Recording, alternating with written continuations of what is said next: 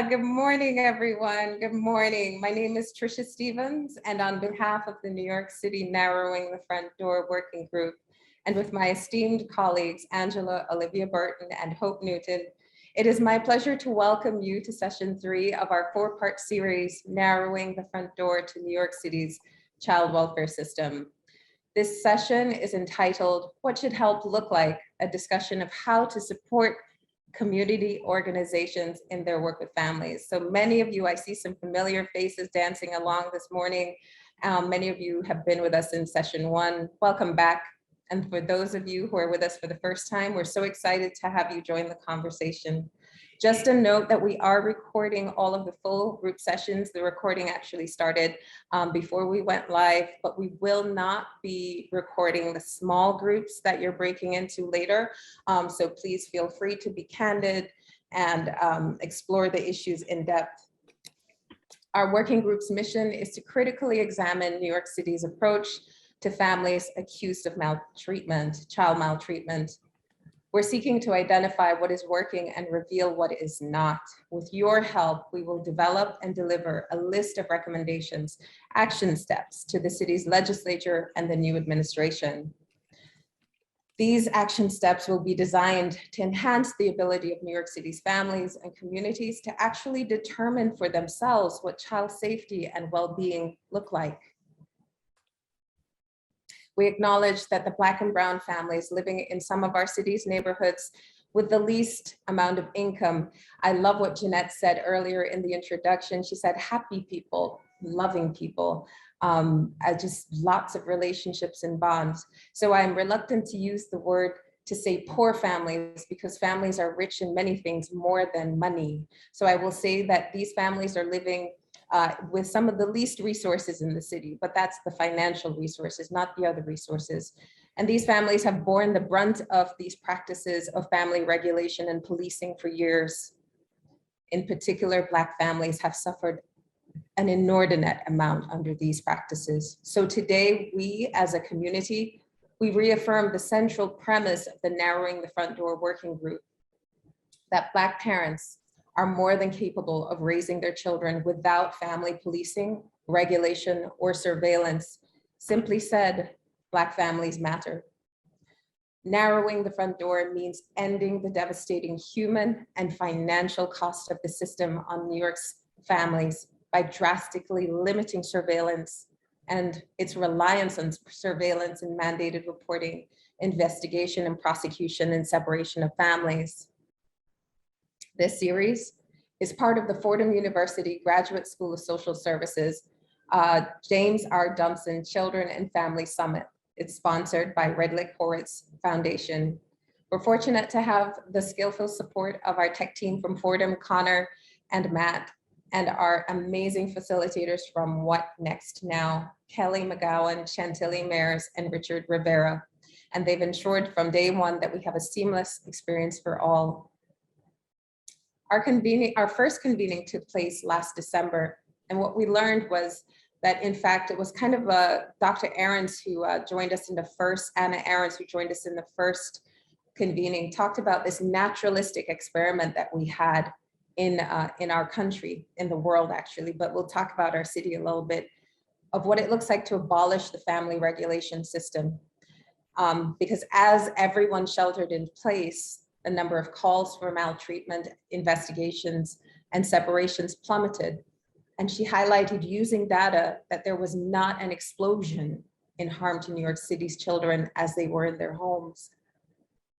We also saw that giving money to families, federal aid that was given to all families across the country without instructions and dictates on how to spend it, helped our families who were impacted by the child welfare system. As a matter of fact, in the last week or so, we've seen a couple of articles from the New York Times touting the amazing benefits of giving direct cash assistance to mothers living in poverty. And those of us who have been fighting this fight said, thanks for catching up. Just last week, we came together for our second convening to better understand how does the money flow in family regulation? We walked in the shoes of an impacted parent, Faith, and her family. We actually used an illustrated graphic to tell her story. And Faith was doing really well in this graphic illustration until she had a family emergency. One of her children had a medical emergency, and this mother of three ended up in the family regulation system. Through that illustration, we learned even more about how much money was spent around Faith and her family. Families like her that live in communities where the average person makes less than $20,000 a year, inordinate sums of money. One example we gave was Mauritania spending $10,000 in 2020 on investigations alone. In each of our convenings, our small group discussions have been vibrant. You've been a part of those discussions and we need you. You're germinating and seeding the forward thinking that we need for the future. So please stay with us for the entirety of our time today, and especially in the small groups, we want to hear from you. Your expertise will directly contribute to those recommendations I talked about at the top. We've prepared a wonderful offering for you today. We're going to begin with a conversation on building parent and family power within communities. Our esteemed colleague, Joyce McMillan, will interview attorney Melody Webb to discuss her grassroots work with impacted mothers and families through organizational development in Washington, DC. Melody has done some extraordinary work with mothers who've had to live with few resources, but have made the most of it together. We'll also see some examples of local community members working together to alleviate poverty and reduce the stressors and pressures resulting from inadequate access to resources. Here's just one small housekeeping note before I pass it on to Angela Burton. And that is that we know that some of these conversations that we have in our convenings can be pretty provocative. Many of you have personal experience or have worked in the field for so long that these examples, they brush a little bit, close to home. And so to the extent possible in our online format, we've created a setting, a care team for you to come to should you need space, whether that's space to breathe, to debrief, to just have some time away from the larger conversation that's proving to be a little bit too evocative. We're here for you. I will be in that care team with Hope Newton, and Chantilly will talk more about how to access the care team later on in our discussion. So I'm going to pass it on to Angela. Angela. Thank you. Thank you so much, Tricia. Just so thrilled to have everyone here with us today. I'm going to start picking up on something that Tricia said with a quote that I came across recently that says, "She breathes most life, whoever breathes most air." So we invite you to breathe and to settle into these conversations that we're going to be having today. We're just really thrilled to have you here. Last time, as Tricia mentioned, we discussed how the money flows. I want to just let you know that we will soon be posting a policy brief that also includes deep dives into two topics: how New York City's child welfare system is currently funded, and how that funding can shift.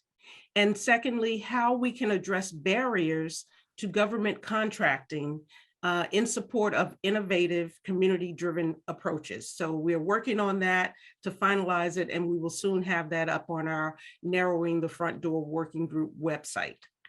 Today, we will spend our time envisioning our preferred future for how we care for and support children and families, while continuing to critically examine the existing, quote, child protection approach. We want to shift the focus to communities' assets, capacities, abilities, and creative energy, rather than focusing on deficits and problems. Our aim is to identify family strengthening approaches that ensure that our children have a safe, healthy, and nurturing environment in which they can thrive and soar to their full potential.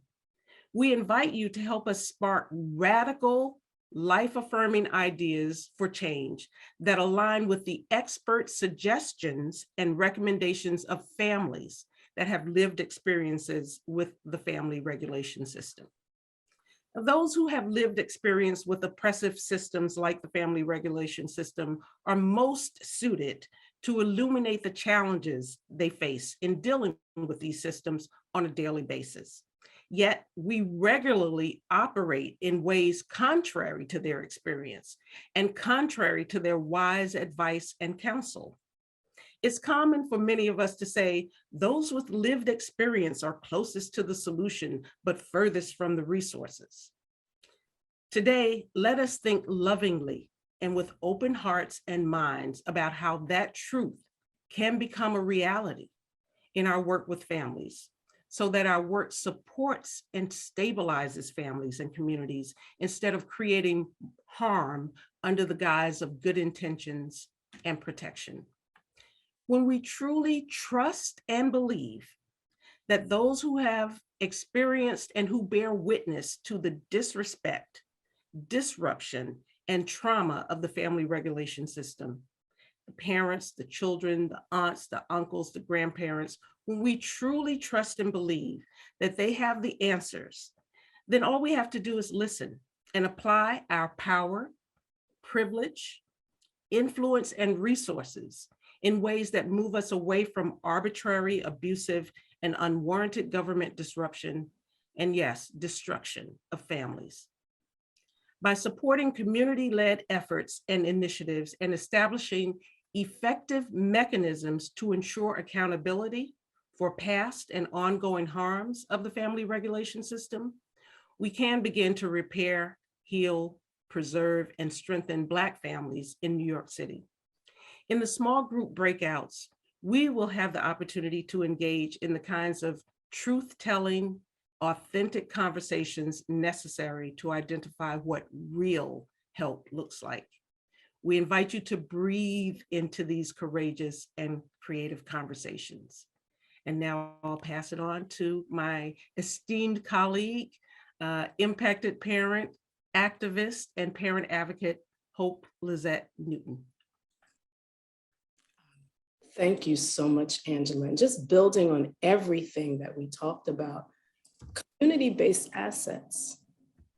When we're talking about community-based assets, we're really talking about relationships that build the community. We're talking about engaging the community as actors instead of clients who have answers, who are engaged in coming up with the solutions to the problems.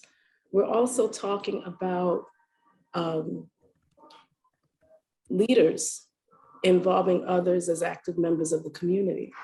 We're talking about people who care about something. People in the community care about what's going on in the community. They're motivated to act when there are challenges in the community.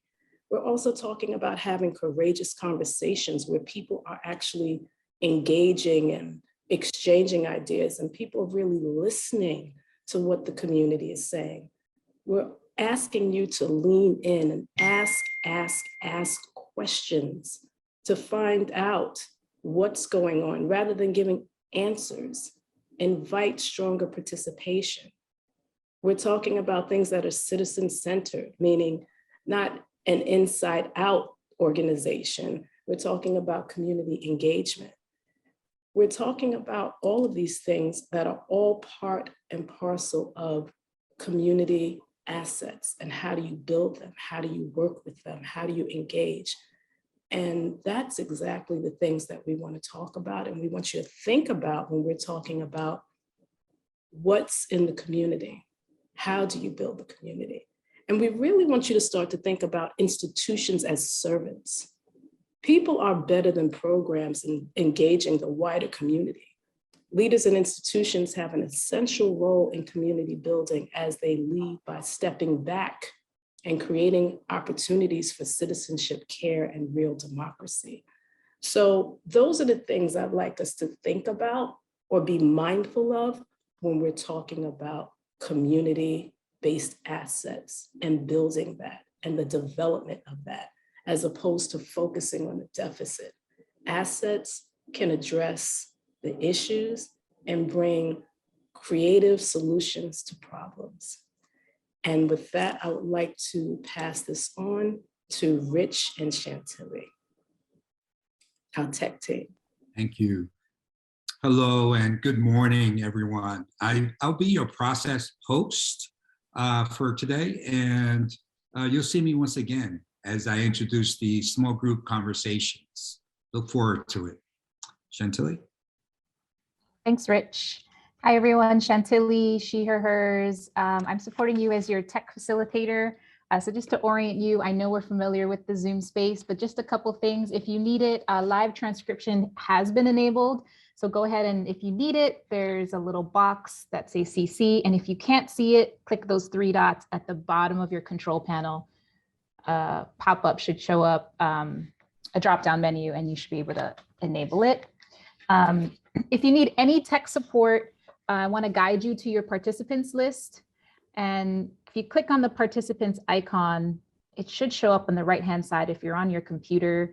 And if you need to find anyone, just click an asterisk in front, and the asterisk will tell you the care team, the tech support, myself or Rich. So everyone who is available to you will be labeled by the asterisk, and you can find us that way as well. We are going to be moving into a bit of interview, and you will see a short video. And so just a little guidance if you want to maximize or optimize your video. You may already be there, but if you click view at the top right hand of your screen, you want to be in this speaker or standard view for the interview and for the video. And if you're in this view, that means everything that we're sharing will be largest on your screen. And if you want to adjust the view of that, one thing I shared also last week is that if you click on the right-hand side when we share our screen, you'll be able to adjust it by dragging this line larger or smaller. Okay, my little visual aid here. But again, if you need any support, find us, hit that asterisk, and we'll DM you or support you if you need it. All right, I'm going to hand it off now. Back to you, Hope. Hello. So now the time has come for us to have our interview. Joyce McMillan, impacted parent, advocate, activist, and founder of JMAC for Families and the Parent Legislative Action Network, will be interviewing Dr. Melody Webb. Joyce? Thank you, Hope. Thank you for passing that to me. But I have my boss in the audience, Kristen Weber, so we cannot leave our fellow at the New York City Center for Affairs at the New School. Shout out to Kristen for being here today. Okay, so Melanie. I don't see Melody on my screen. There you go, Melody. Okay, for some reason your box was empty. Good morning, everyone. Joyce being Joyce. So I'm going to discuss with Melody Webb this morning what should help look like. She's going to help us to see some of the things that she's doing in her community. Melody, thank you so much for being with us today and to talk about the support that community organizations in their work with families. The mission of your organization, Mothers Outreach Network, is to facilitate the power of Black mothers subject to systems disempowerment, such as family regulation and foster care system, to upend the socioeconomic structure that inadequately addresses their full potential for economic independence. It advances economic security for women and families through justice, education, mutual aid, grassroots mobilization, and legal advocacy. Melody, that sounds like a lot. So I guess we're just gonna get ready to jump right in here. You ready for me this morning? Yes, I think. Okay, so my first question is, it was mentioned in the welcome that it's common for people to say, those with lived experiences are closest to the problem, but furthest from the resources. What have you learned from Black mothers impacted by the family regulation system? How has that informed your organization's approach to community organizing and advocacy? Well, first of all, Joyce, I want to thank you. It is such an honor to be here, and even greater honor to be interviewed by you. So absolutely what we've learned in our work has informed our approach. I mean, in short, we learned that Black mothers do need more resources, and they need a government that is responsive to the need for more resources. You know, one mom several years ago we worked with said, you know, we need the government to clean up the parks in our neighborhoods so our children can play. And we need activists and advocates, other attorneys, providers, and government officials really to consult with and be directed by community in their efforts. We really are focusing overall on an anti-Black racism, economic justice, and family defense approach. And let me just describe it a little bit in little bit detail. So we're a nonprofit organization, as you mentioned, and and we're lawyers, and we have a movement lawyering style that is aimed at working through and with community. We're based in Washington, D.C., and our work is really deeply rooted in, and we are accountable to the community for our lawyering. And we work on 3 basic levels. Community education and mobilization drives what we do. So we focus, and from our earliest days, on community policy and legal education that really helps parents access cash resources. We use Know Your Rights workshops, and one example is our new Parents Low Income Child Tax Credit Clinic, which really is about informing parents and helping them bust myths that they do not deserve this unconditional assistance. And we really find those myths are powerful. And as a result, people don't access these resources. And in fact, back in November, the data said that half the moms who were eligible, half the families who were eligible had not claimed that really large child tax credit benefit. It was worth up to $3,600 per child under 18. Our legal advocacy is also responsive to the needs we've heard about. So many moms' names are on the Child Protection Registry in Washington, D.C., in cases where the children have not even been removed from their homes. And that in D.C. means your name's in that database permanently. So we're working on that issue. We're also working on what so many of my colleagues around the country are doing, and that is to address the fact that there is very little pre-petition access to legal representation. That is, we know, and it leads to an erosion of parents' due process rights. And then finally, our policy advocacy work is also responsive. We're running a campaign to redirect funding from our local child welfare agency and to really shrink that agency in conjunction with parent leaders. Parents want cash resources when their lights are out, when they can't find adequate housing. They don't want their children taken from them. And we're working through on a guaranteed income campaign that will give mothers, facing separation from their children, access to income. As we all know, when mothers lose their children, they lose important safety net benefits. And then they're accountable for getting themselves and their financial house in order to be eligible to get their children back. So we are very much fighting for guaranteed income, which is unconditional cash to people who live below a particular income floor. And we really are putting our efforts toward a cash pilot, a privately funded cash pilot, to demonstrate the power of giving access to moms involved in this system. When they have adequate cash support, look at what they can accomplish, look at how we avoid, involvement in the system, the situations that lead to their over-identification in this system. So I will, kind of stop there. Okay, that was a lot of really great information, Melody.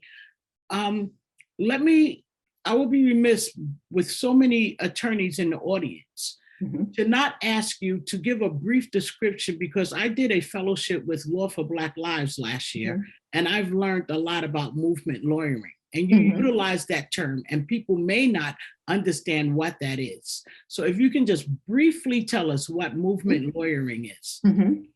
So movement lawyering is, we as lawyers are taught to be independent thinkers, and we're really aggressive and assertive, and we think we know it all, right? So movement lawyers are people who are embedded in community and being directed by and working with community, the community of impacted people who identify objectives and goals, and we support them. I mean, it's pretty much as simple as that. So this is not rocket science. It's No. just really listening to those who are closest to the problem That's right. and That's moving right. according to their experiences. That's right. And that's hard for lawyers to do, right? It can be. I work with a bunch of them, but I'm gonna not talk about that. So listen, you're working in a coalition with others around universal basic income and earned income tax credit. How do you see those issues as related to family regulation system involvement? Yeah, so we see ourselves working to combat, like the capitalist and oppressive anti-Black family racism that really has never abated since the arrival of the first Black Africans on American soil. So, that focus, it's transformed and morphed into a destructive pattern over time. And we believe that Black family racism must be attacked through the family regulation system because it reflects, original centuries-long anti-Black racism that is at the core of Black poverty in Washington and across the country.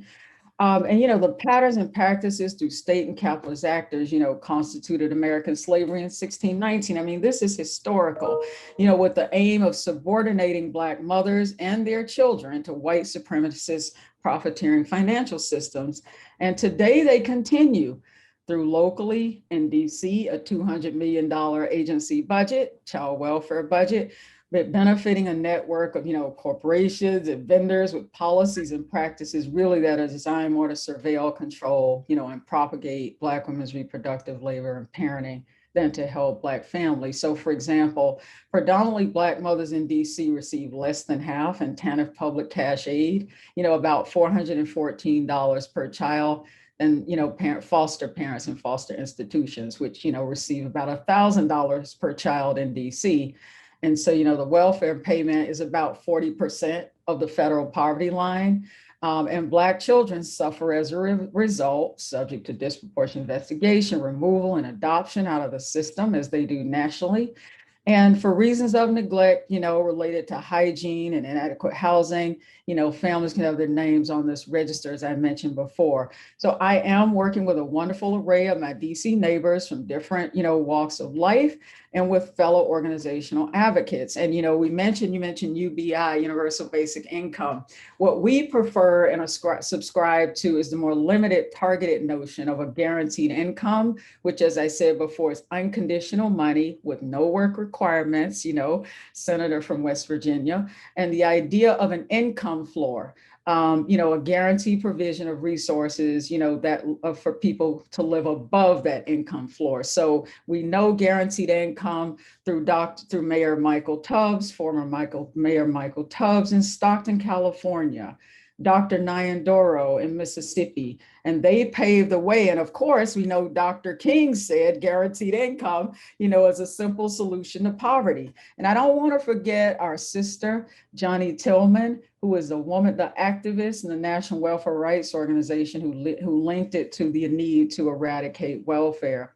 So, in essence, poverty has consequences. And in this country, we're rich enough to address the consequences. And family regulation system, unfortunately, is the response to this poverty. And so what we're doing in DC is we're working really, really hard to build a guaranteed income movement. And that movement has resulted in some success. We were able to raise $1.5 million to build a guaranteed income foundation in DC. The council member who originally sponsored the legislation asked for $100 million. And so that's far short of it. But we were able to secure that funding. It was to go to a nonprofit organization or several nonprofit organizations.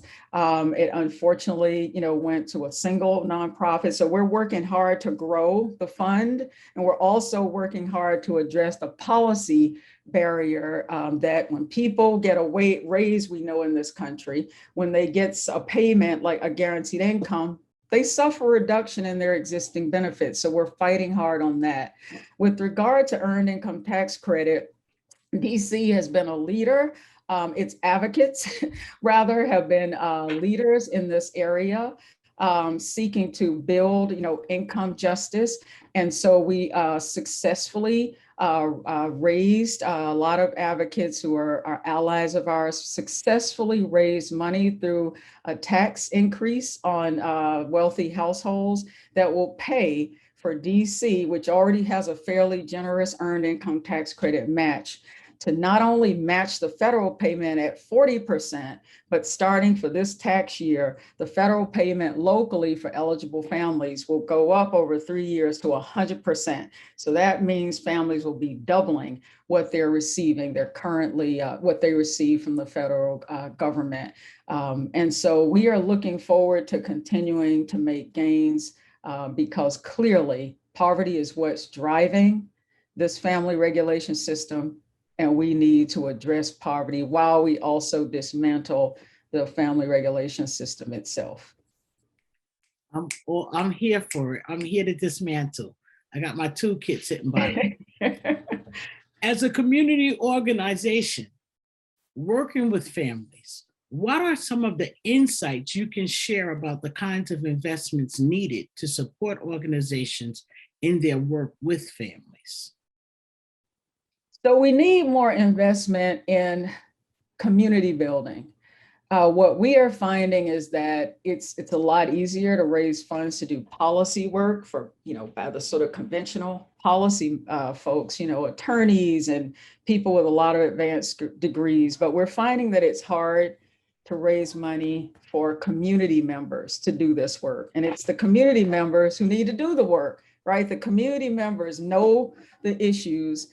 And so that's a serious barrier that we really need to invest more in impacted, mothers and aunts and uncles who know these issues firsthand.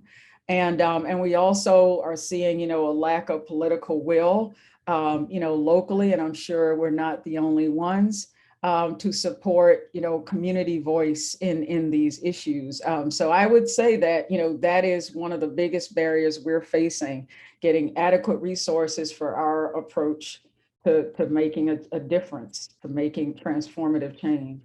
Melody, you just rang a bell for me when you said that. I live in Harlem, and I know you're in DC, but I live in Harlem, and 125th Street is a well-known, famous street in Harlem. And people are talking about the local stores, the mom and pop shops disappearing and more big box stores coming to Harlem, specifically on 125th Street. But yet when people need something from the store, people go to Amazon.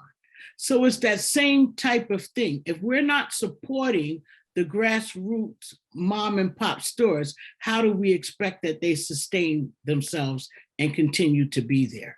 So for all the funders on the call, who are you supporting today? Are you supporting change, or are you supporting the continuation of the yesterday's actions that have harmed families and communities by funding the big box harmers?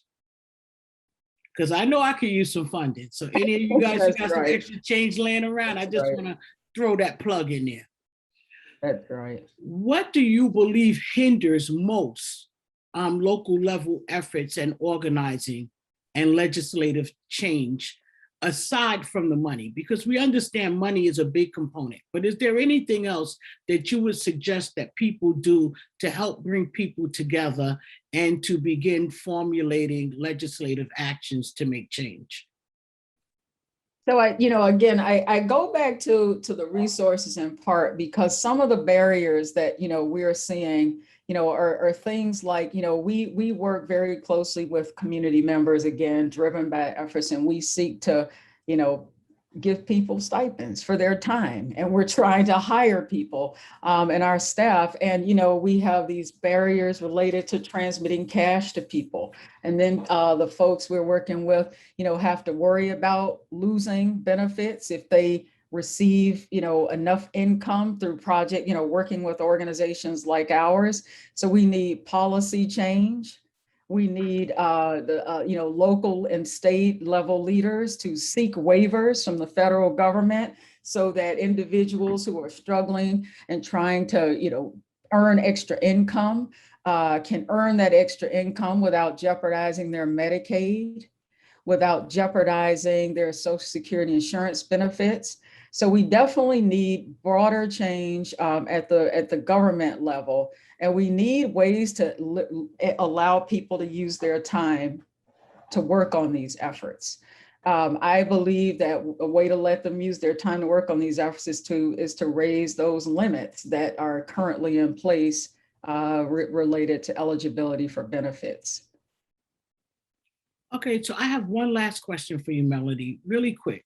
The legislation that you're pushing for the income changes for families to better give them access, is that only for Washington, or is that a national effort?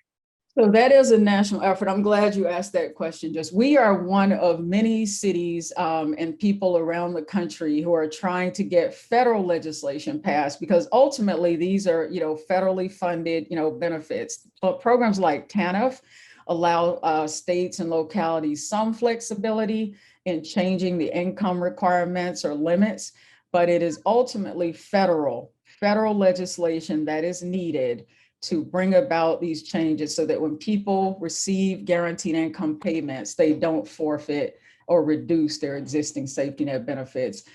There are efforts, I believe there are guaranteed income pilots funded here in New York.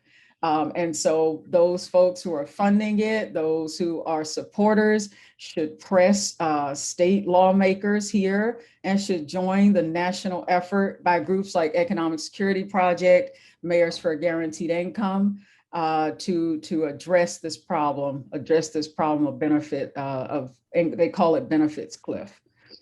Melody, we are out of time, but guess what?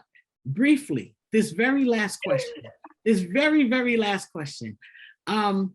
Monthly versus earned income tax credits. Tell me about that. Why is it important to provide this money monthly instead of a lump sum once a year through an earned income?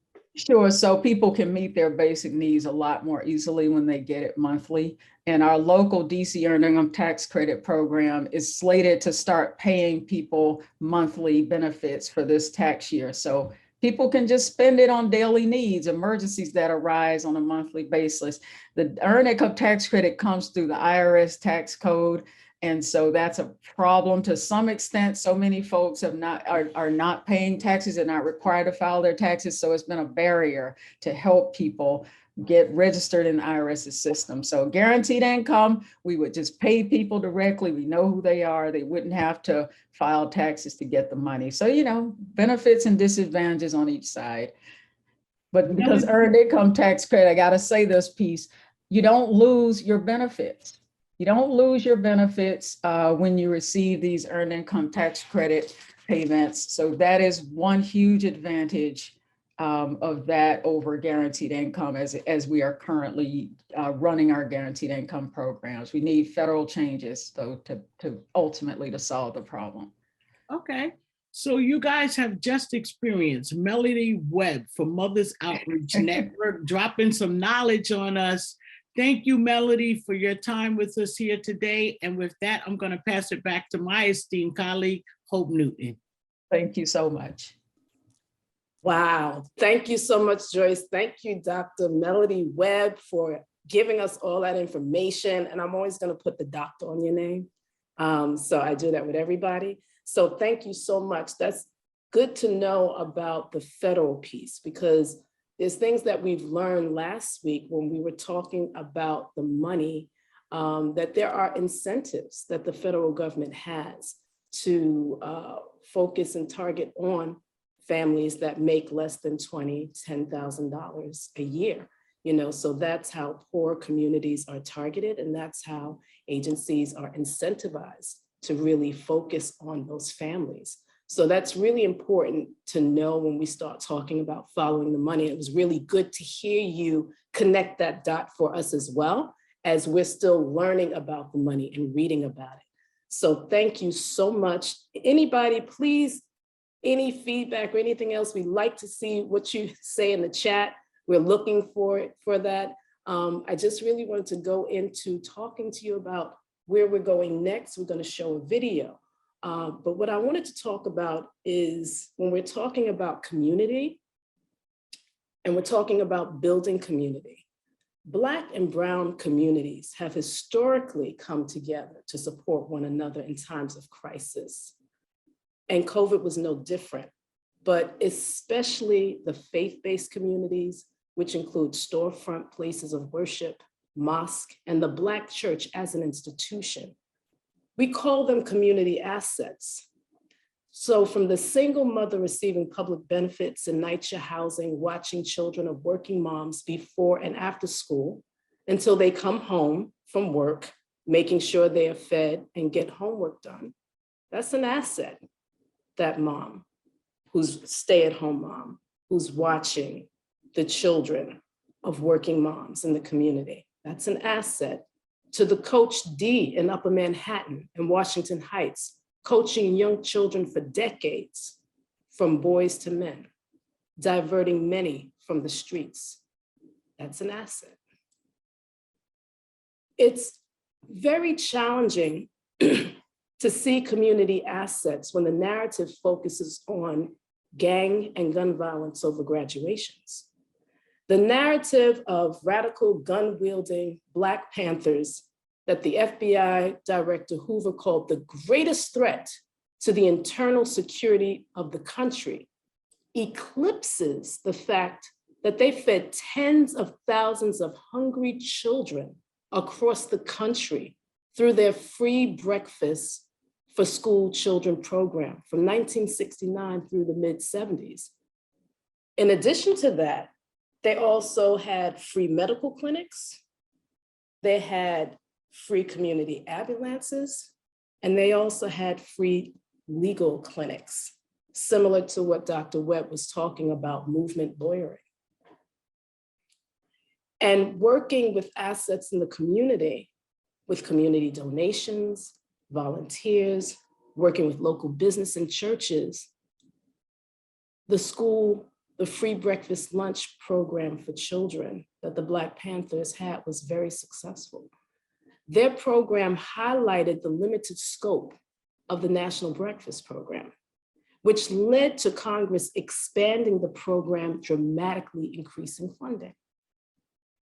You don't think about that when you think about the Black Panthers. Again, COVID was no different. It taught and continues to teach us many things about resiliency and the human spirit for all members of society, regardless of race and socioeconomic backgrounds. Parents are children's first teachers. Family and community is important. Where there is a need, a few people, organizations will come together to fill in the gaps. We're about to show you a slideshow presentation with just a few examples of how communities identified a need and filled in the gap during COVID. So the next time someone asks you what poor, marginalized communities need, research, identify, and direct them to the community assets that could use the support. They exist. You just have to know how to find them. The video, please. Thank you.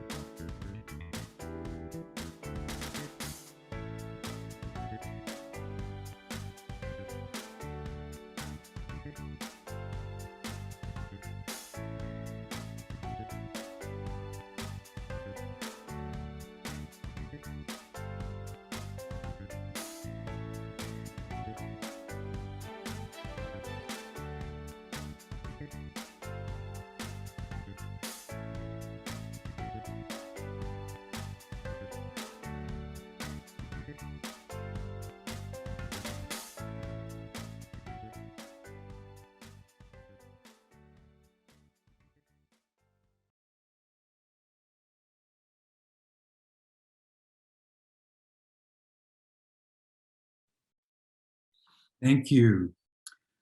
Oh, wow. Thank you for that powerful interview, Joyce and Melody. They framed our day. Thank you for Hope reminding us of community assets and strengths as we move forward.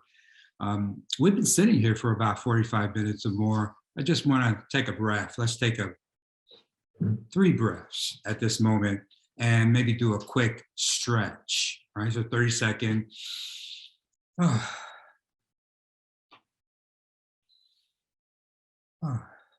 Nice exhale. Inhale that collective wisdom. Exhale, we're about to get into collective action. And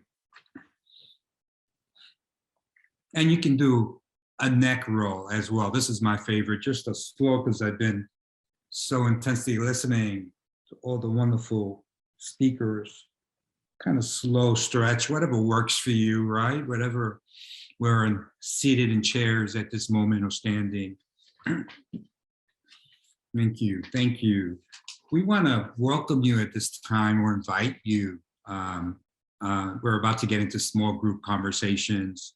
It is a really important segment of our day, since this is all about using your feedback and your ideas to form recommendations for moving forward. So we really want to engage you in some conversations and hopefully to get more insights as we break into small groups and then later share some of those insights. To frame these conversations, we have some practices that will help us have these meaningful conversations. And one of them is welcoming all voices. I see a screenshot here. Welcoming all voices. We please practice this by making sure that we respond to the question and people are involved. We're listening to learn. Make sure that people are not so much in a debate, but more in a dialogue. Speak from experience. You should value your own lived experience, but also listen to other people's lived experiences and understand that there may be multiple truths as you have these conversations. And confidentiality consent, we know that we should consider what is discussed in the small groups as confidential. And when you report out, if anyone shares out, make sure you have the consent of that person. You can share your own insights, of course, or synthesize what the small group said, but using a person's name, of course, would be important to have that consent. We'll be having a conversation around 2 powerful questions. And there'll be 2 kind of like rounds in that conversation. The first round is who you are, right? You'll introduce yourselves. What does Melody's story bring up for you as a person? So as you start the small group, everyone will get a chance to answer this question. It's not any crosstalk. It's just kind of listening to each other as you respond to this question and introduce yourself, almost like a round robin style. And then about 10 minutes on that portion would be efficient and effective. And the second question is, what do families and communities need policymakers to understand? And so that would be about a 20-minute conversation. And that would be a conversation after introducing yourselves. I'd like for Chantilly to provide some guidance for us, tech guidance. Great. Thank you all. When you are in your breakouts, just one thing that I want to point out, if you need any support, there is this icon at the bottom of your control panel that says ask for help. So you can click on that if you need any support. Just another reminder that we practice care of community here. So if you are wanting to head over to the care team for just any support, you can head back to the main session and we'll place you in room 1. So the care team can be found there, and that's Hope and Trisha. All right, so you will have 30 minutes in your small groups and in your breakouts, and just look out for the clock and we'll let you know when we should be moving into round 2.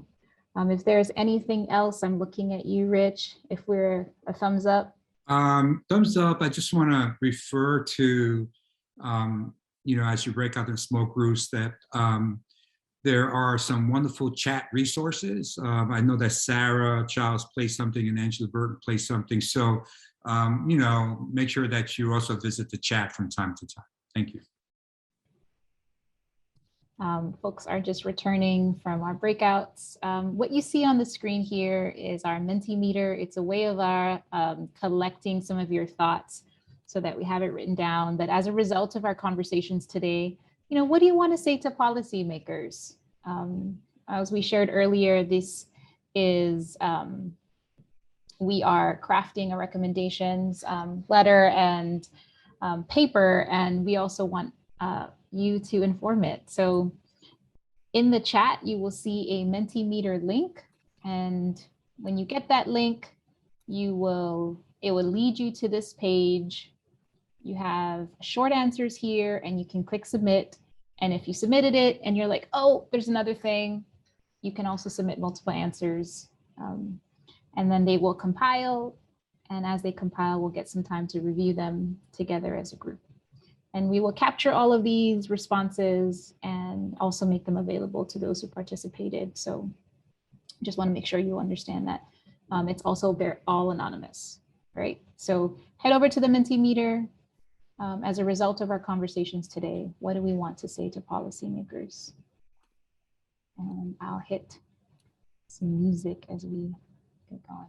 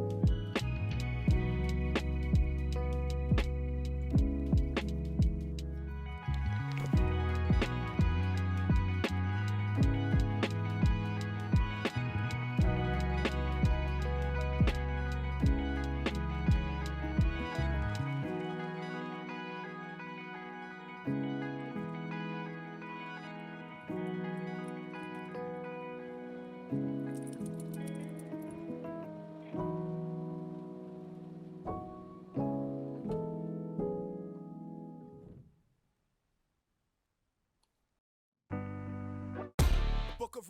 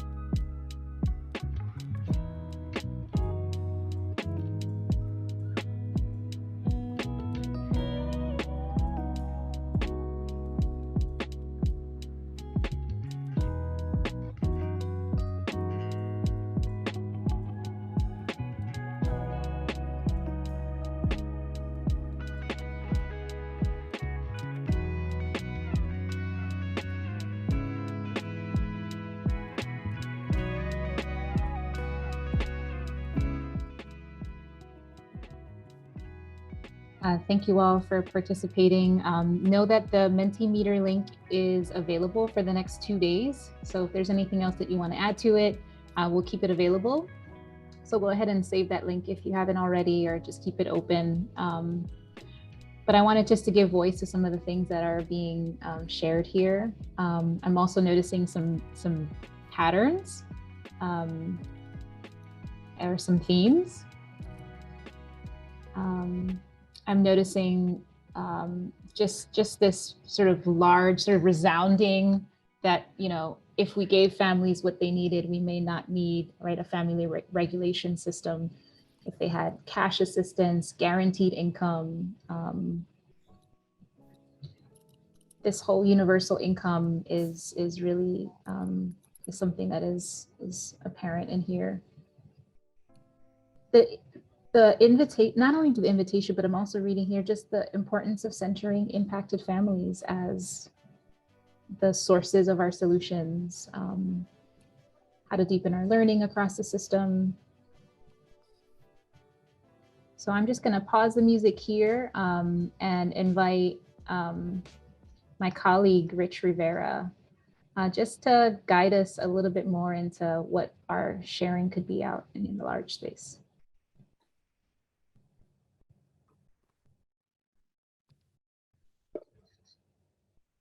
Hi, everyone. Thank you so much for the contributions on the Centimeter. They're deeply helpful and will help us form, the policy recommendations that we're moving forward with. We now have this opportunity to hear the voices of and give preference to parents, youth, and community responders.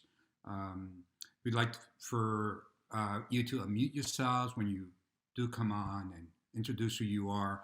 But the idea is to listen to the voices of youth, parents, and community responders. Remember that it's about confidentiality and consent, and so you're welcome to share your insights. But if you're going to use someone's name, make sure you have the consent. We know that it's scary to speak in these large forums, particularly on the virtual space, but do it anyway. Yeah, do it anyway. We're all here with you and we support you. When you come on, please introduce yourself and where you're from. And then we'd love to hear from your lens, right? If you're a young person, speak from your lived experience, or a family member or parent, as well as community responders.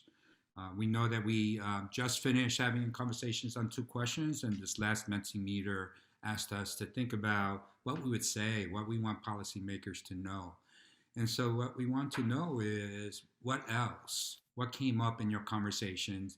What's standing out for you as a young person or parent or community responder? What's important to shout out at this point in our session? We have about 10 minutes, so please feel free to unmute yourselves and respond. The mic is open. Space is open. Hi, good morning, everyone. My name is Jacinta Jagas-Ernell. I am based in New York City. I am a privileged and honored member of Parent Legislation Action Network, as well as the Vocal New York Civil Rights Union leader. I am here as an impacted parent, also a survivor of domestic violence, and married, who is going to point out the court order supervision of family court and CPS. And it has been the most catastrophic experience ever during the pandemic, being separated from my children based on false CPS complaints or reports. And I want to say that false CPS reports destroys families. False CPS reports alienate children from their mother. It erases their identity. It erases their culture, their bond, and the love that they once shared. And we cannot allow the pandemic to be the reasoning for ACS not allowing in-person family time, or not sharing what are the guidelines or the infractions or why decisions are made. The purpose of collecting family intel should not be used to counter-parent or turn children against mothers or fathers against mothers, but to strengthen families, to preserve families. And I ask that you lift us up in prayer as we continue to fight for the reunification of my children. Despite paying for services, one of the things that I pointed out in our group is that under the Article 10 is called what I refer to as the Jim Crow parenting order.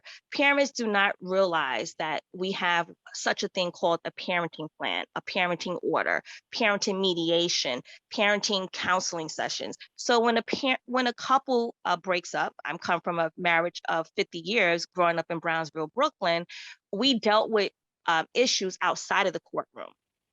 We dealt with situations with the elders, the church members. We did not go to court, but coming to a new family, integrating, they deal with things differently. And so by having that community asset of how to keep family intact during separation without the harmful intervention of ACS social workers or caseworkers, weaponizing mental health care or criminalizing motherhood, I think that will allow us to better thrive in our communities. And last but not least, we spoke about adding family court classes in the school system, adding parenting classes in the school system, adding mutual aid sources at the public welfare offices, at the family court offices, so that people are aware of these services and it's not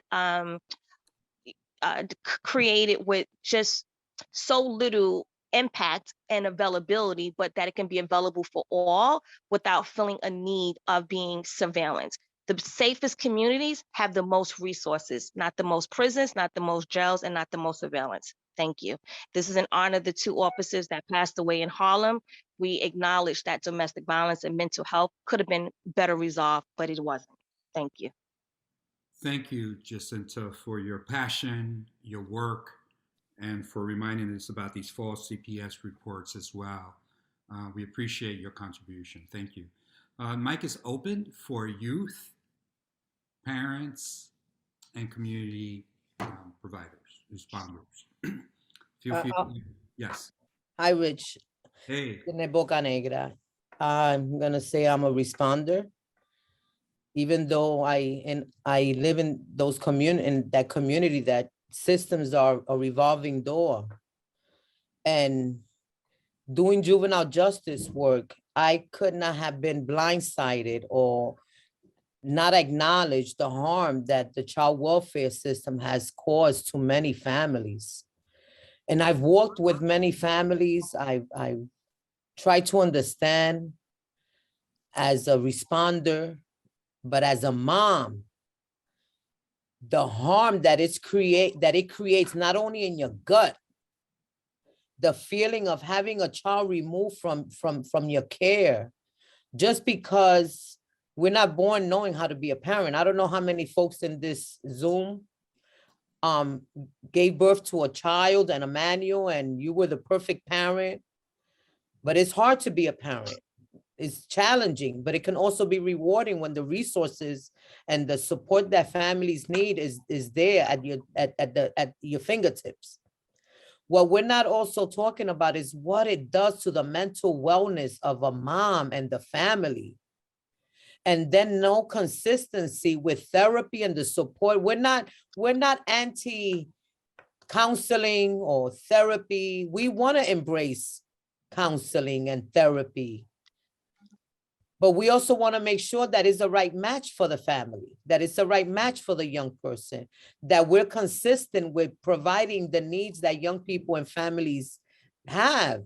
We're not looking at the wellness of the head and what the child welfare has created when children are being removed from their home. I just wanted to share that. Just the thought of what it does to a mom, to her wellness, from her head to the heart to the gut. It destroys a family. And when we look at the amount of dollars versus what we can give families and what we're giving systems, and the outcomes are not any better. And we hear that from young people. The outcomes are not any better. I just want to piggyback on Jacinta and Jeanette, because for me, the frustration is with the intention. Everyone says to me, oh, you know, they don't want to say that it's intentionally happening, but it started with me in 1999. Jacinta and Jeanette came after that time. And here we are now, 22 years later, almost 23 years later from the time that I was impacted, and we're still doing the same thing. And for 23 years, the community has been saying the same thing. And they probably were saying it prior to my getting involved in 1999. You cannot tell me there's not intentionality to destroy families when you've been advised of what's being harmful and you continue to do it. And you have other options and resources and the ability to make change. So I just want people to start calling a spade a spade. I want them to say what it is. It's intentional. As long as we give them the benefit of the doubt when they don't give families the benefit of the doubt, we're going to remain in this same position, because that's not true accountability when we give them an out by saying it's unintended consequences. No, it's not. Thank you, Jeanette, and thank you, Joyce, for your comments and the focus on advocacy as well as mental wellness of moms and families. We're still open. We have a few minutes, so feel free to respond. Again, it's youth, parents, community responders.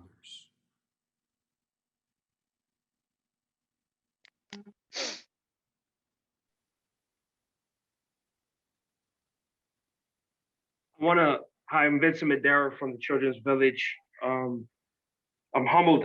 Very humbled to be here. Thank you so much for the impacted individuals of the child welfare system. And I thank you for this forum, because I gained a second mom in Jeanette, who's going to take all three of my kids. So thank you, Jeanette. I appreciate you. I'm a child. I work for the Children's Village. I'm the division director for permanency. However, I am part of the problem. My agency is, and I would talk about my agency because sometimes we try to. I always understand when we get together, we have very like-minded individuals of how we need families to be our partners. But I still work for a system that is removing children in an alarming rate. So I started thinking about, what can I do, what we can do as an agency, as well as advocate for the policy changes and the system changes, but we have some control as well. And it pushes me to try to figure out what are those solutions, and those solutions have to come from our families and kids. I'm not trying to say that I'm coming up with a solution.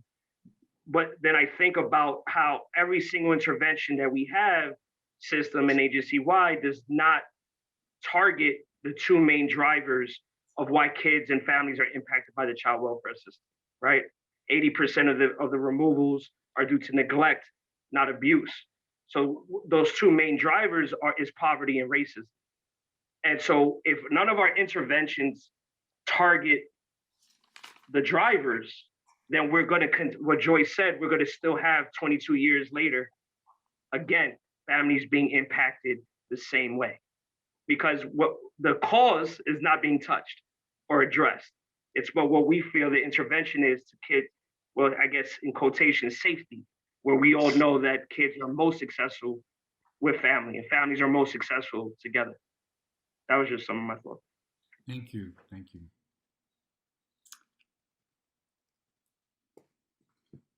Mic is still open. Just wanted to jump in really quickly because I agree with a lot of what Vincent just said, but something did trigger me.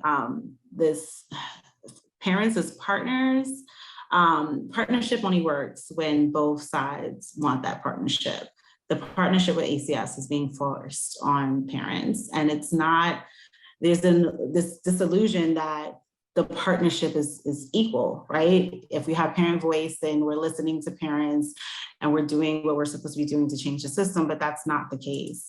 The system is just finding new ways to do harm in communities like the enrichment centers and the CARES program and things like that. And if you have impacted voice, there at the table, it can get muddy. And it's a very fine line to walk because I think we all do advocacy differently. But it is very frustrating to be one of the people at the table trying to work towards having ACS not just listen to parent voice, but also inflict systematic change to get to a point where ACS shouldn't even be in the conversation. They should be invited in if that's what the parent or the community wants. And that is not where I see this going. It's just like, okay, we're going to get more money to create more programs, do these things. But when you constantly are injecting mandated reporters in communities, that's what you're doing. You're just creating another way to do harm.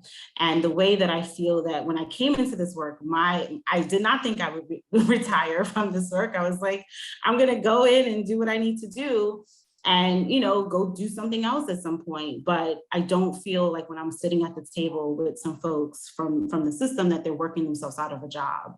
I feel like they're solidifying their place in creating harm in families and children's lives. Thank you, Terora. So we're closing this piece of our conversation. Thank you for focusing on the ineffectiveness, of course, of the system and its harmfulness of the inability to address root causes. And as Joyce says, she's been seeing this happen for 22 years. And also the importance, I think everyone said, of listening to parent voices and incorporating parent voices into the changes.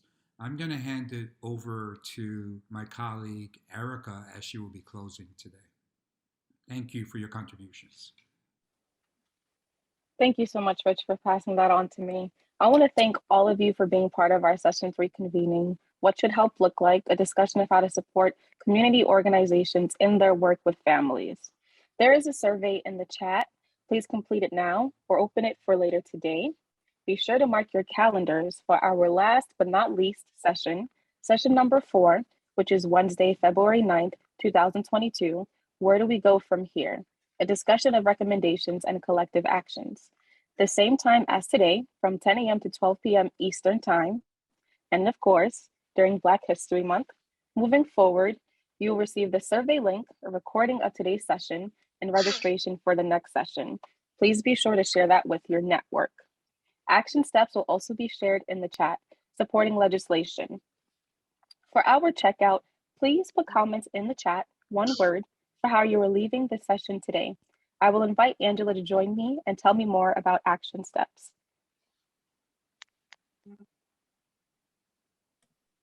Thank you, Erica. As we're moving toward closing out this session, I just want to really, really thank everyone for coming into this space with such open hearts, with such open minds, with such truth, and willingness to take different perspectives, to look at yourself and where you are in your role and what you can start to do to change the direction of where we're going.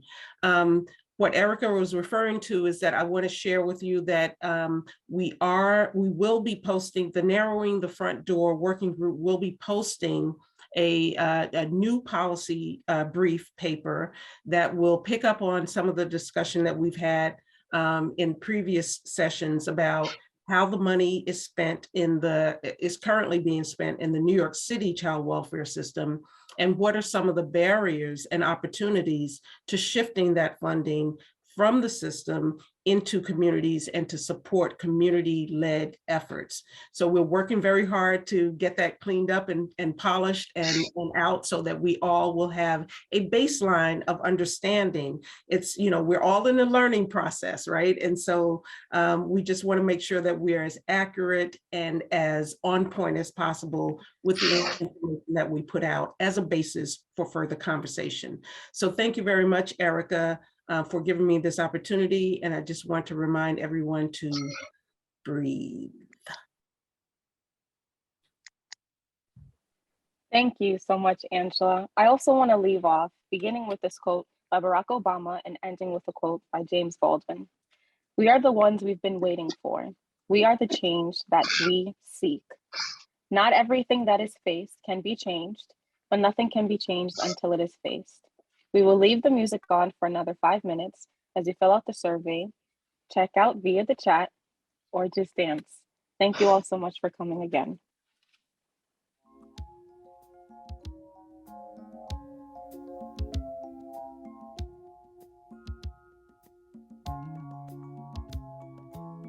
It's more than 2 of us now.